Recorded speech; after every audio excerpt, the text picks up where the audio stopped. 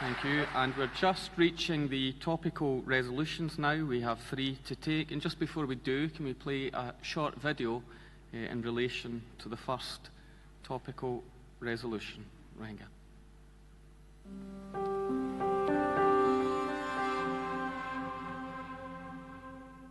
Look into these faces, into these eyes. These are terrified, desperate people. They have nothing. No home, no medicine, no food. In little more than a month, over 500,000 Rohingya people have been forced to flee for their lives, crossing the border into this cramped, crowded, and now insanitary corner of Bangladesh. Their communities are being torn apart by terrible violence in Myanmar, formerly known as Burma.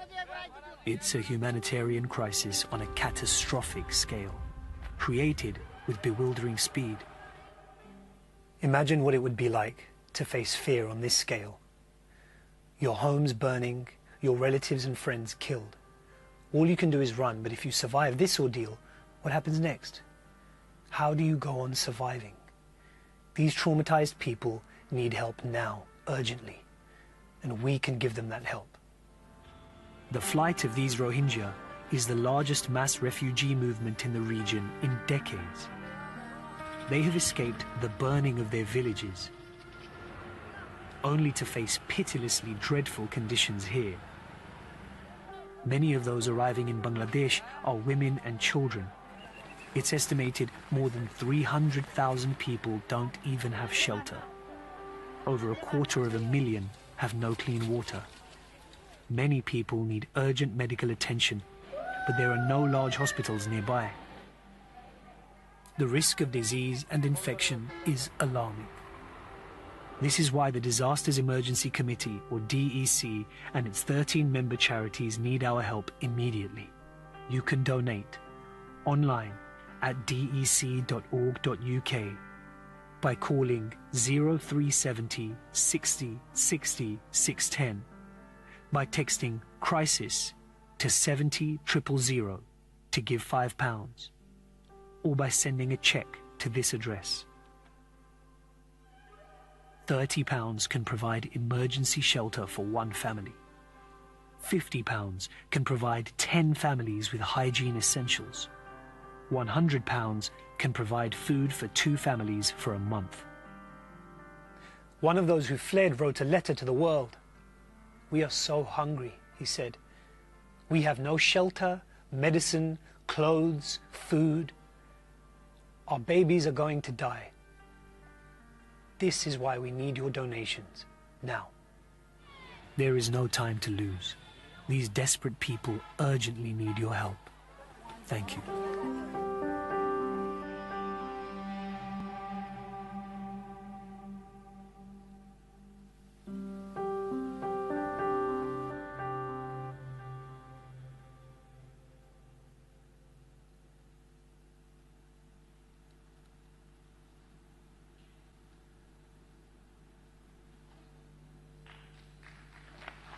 Thank you, Conference. And please support the appeal.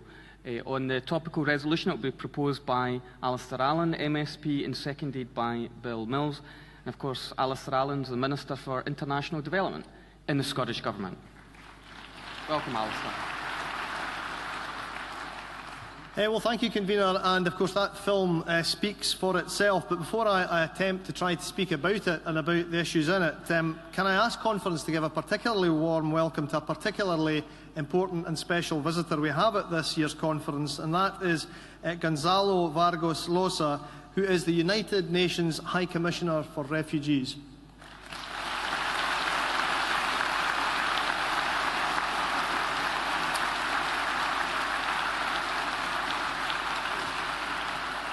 Conference, as you've heard in that film, it is now believed that almost 500,000 people from Burma's Rakhine state have been left without homes, shelter, sanitation, without reliable sources of food in many cases, without anything in many cases but the clothes that they stand up in. Now, it's a tragedy, and that much goes without saying, and it's a tragedy on a scarcely imaginable scale. But be in no doubt, Conference, It's not an accident. And as is now obvious to the world, these are not people who have been subjected to a natural disaster.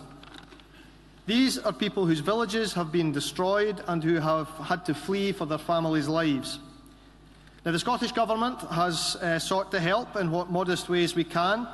The First Minister has announced that the Scottish Government will support the relief effort, and this week I was happy to be able to allocate that support to the work of a number of NGOs from Scotland. Conference Scotland will play its part in seeking to help meet some of the most basic needs of some of the world's most vulnerable people, and of that conference I believe Scotland can be justly proud.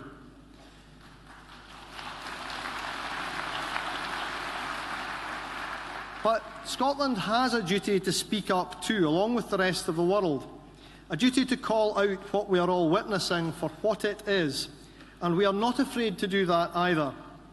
We are talking about people who have inalienable rights to life and dignity wherever they find themselves in the world. So they have a right to return to Burma, however difficult and unlikely that presently looks. They have a right to be helped in Bangladesh by the world's aid agencies. And if any of them were to end up as refugees on our shores, we will remember that refugees have rights around the world too. Conference, it is for the UK to determine what is done proactively to bring any group to the UK. But we heard earlier in conference about how Scotland has showed itself to be a warm-hearted place, welcoming of people who were driven from their homes in Syria.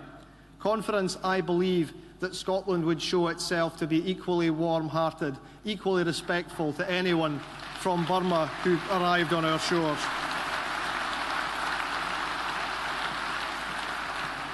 Now, I read the words of Burma's de facto leader, Aung San Suu Kyi, what she said after these terrible events recently.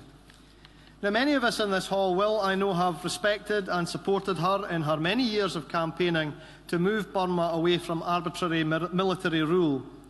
And it is therefore frankly astonishing how anyone of her international stature could make the speech that she recently did, or that the nearest that she could come to condemning the brutality that has been meted out to the Rohingya people was to say that she wanted to find out why it might be that some Rohingyas had left.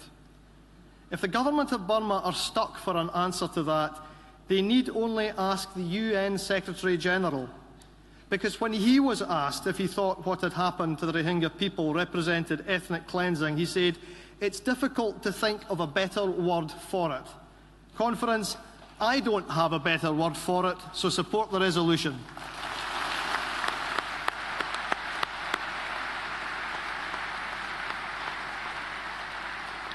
Thank you, Alasdair. And Bill Mills to second the resolution. And Bill's a first-time speaker at conference. Welcome, Bill. Thank you, Derek. Conference. The Rohingya Muslim community's plight didn't start yesterday.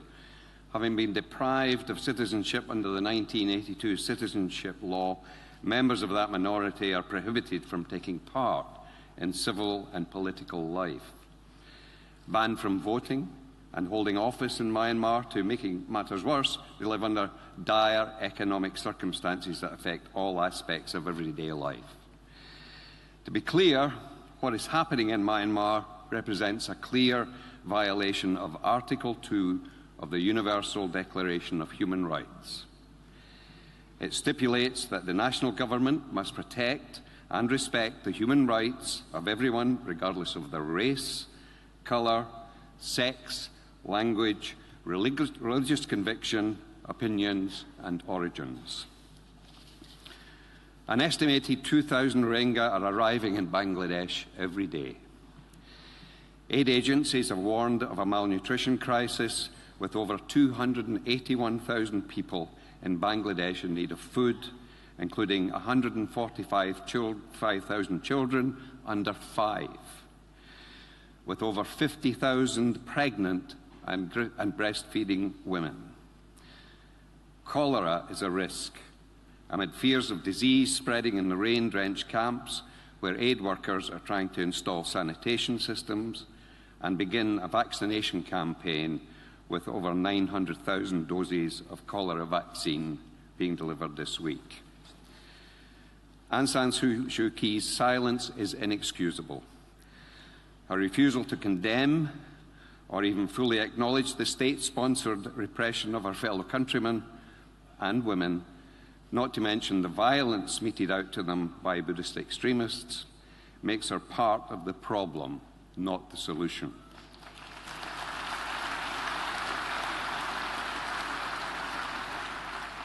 In a genocide, silence is complicity. To paraphrase an old saying, for evil to triumph, good women need only do nothing.